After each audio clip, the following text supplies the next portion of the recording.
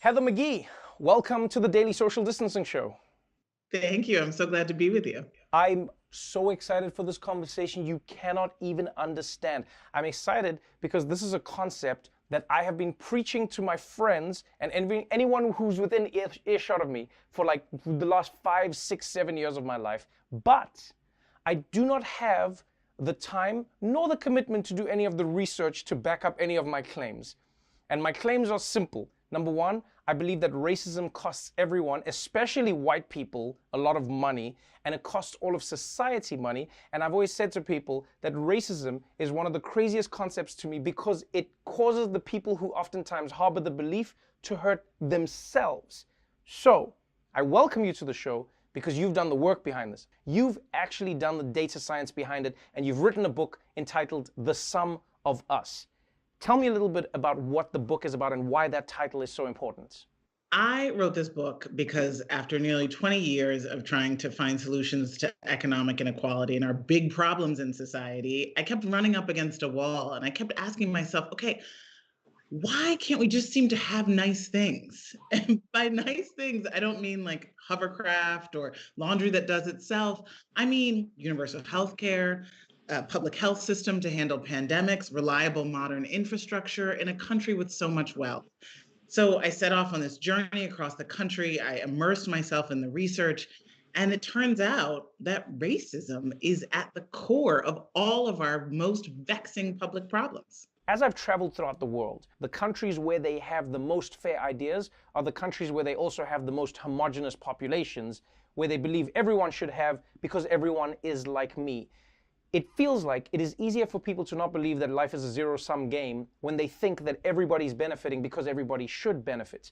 Talk me through some of that and what you discovered in your research. That's exactly right. The book is called The Sum of Us because, at its core, when we say racism, it's the worldview that our society is a zero sum game, that progress for people of color has to come at the expense of white people. A dollar in our pocket has to mean a dollar less in theirs. And of course, economically, that's just not true.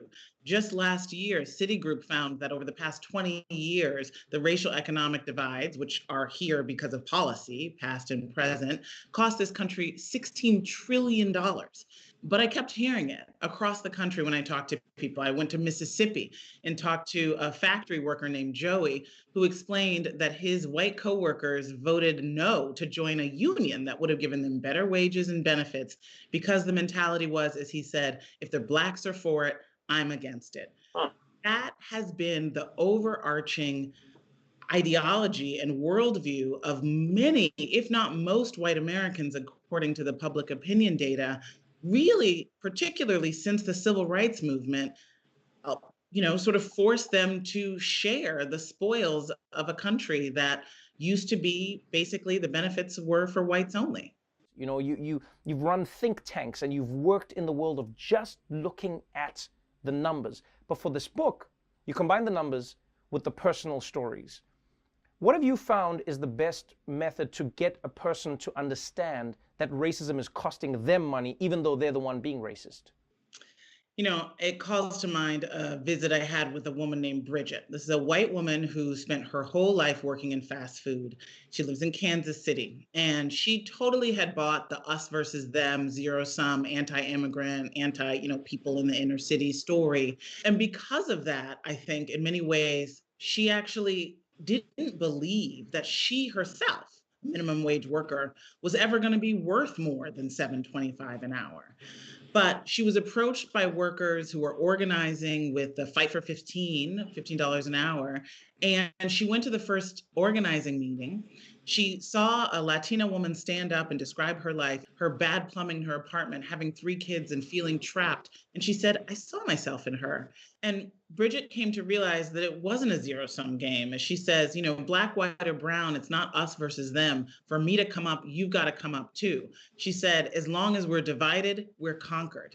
And that movement, the cross-racial fight for 15, has been unlocking what I began to call these solidarity dividends, these gains we can achieve, but only when we link arms together across race, higher wages, cleaner air, better funded schools for everyone.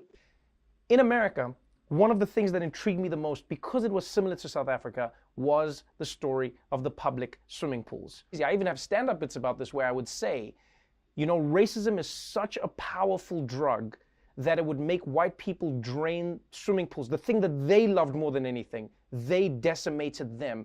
You've used this as the central, you know, like the through line to the book and the telling of the story. Why are public pools the perfect example of how racism hurts the people who are oftentimes the most racist?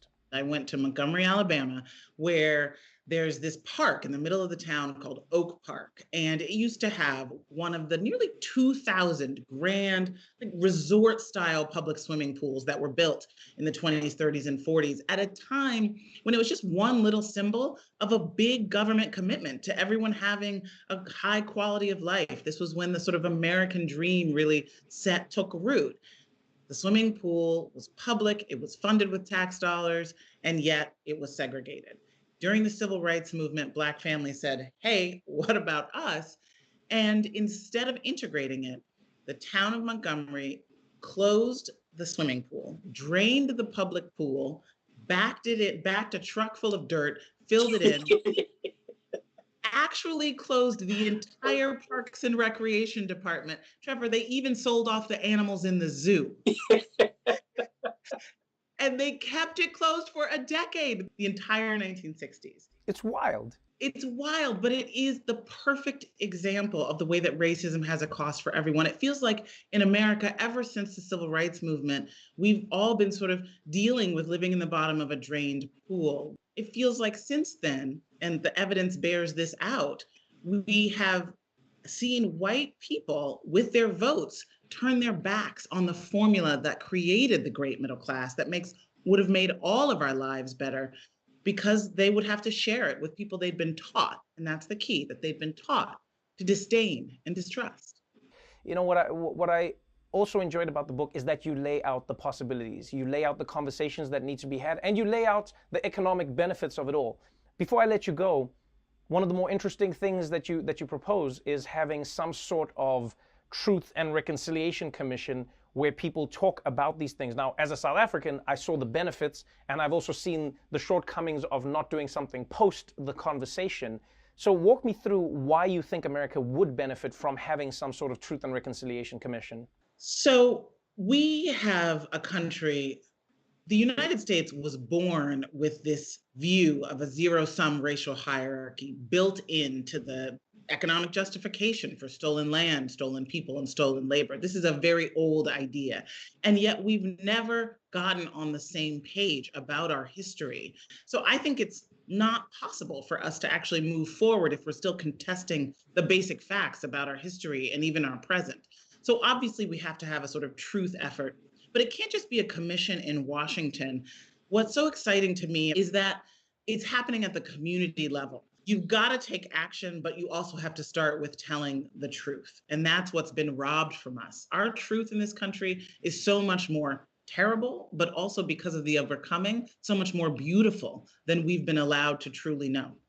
Well, hopefully reading your book will be the first journey on that, or first part of that journey rather, because I think it's insightful, it's wonderful, it is optimistic, but it's also truthful at the same time. Heather McGhee, thank you so much for taking the time, and congratulations on a fantastic book. Thank you, Trevor. Thank you so much.